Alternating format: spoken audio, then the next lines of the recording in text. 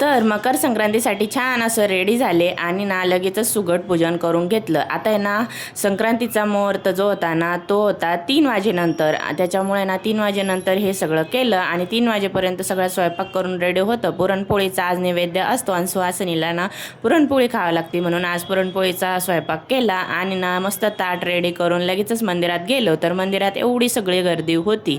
आता या गर्दीत ना नंबर लावून मग आम्हाला मंदिरात जायचं होतं आणि मग मंदिरात जाऊन ना लगेचच हळदी कुंकाचा कार्यक्रम चालू झाला। इथे ना 5 सवासणी ओवाळणं कंपल्सरी असतं, पण जेवढ्या ओवाळणं तेवढं चांगलं असतं आणि तेवढं दीर्घ आयुष्य आपल्या पतिदेवाला भेटत असतं। म्हणून ना जेवढं भेटन तेवढ्यांना वाण देऊन घ्यायचं आणि वाण देताना काय म्हणतात माहिती का, सीता सीता वाण घे, रामाचं नाव सांगून दे, आणि नाव तर कोणी सांगतच नाही। लगेच इथं हळदी कुंकाचा कार्यक्रम ना तो कंप्लीट करून घेतला आणि बाहेर ना 2 मंदिरं आहेत तर तिथं पण पूजा करायची असते, तिथं पण वाण द्यायचं असतं आणि तुळशीला पण द्यायचं असतं। हे सगळं करून ना महादेवाला पण वाण देऊन घेतलं आणि पुरणपोळीचं जेवण करून असं संपला आजचा दिवस। चला उद्या भेटूया नेक्स्ट व्हिडिओ मध्ये।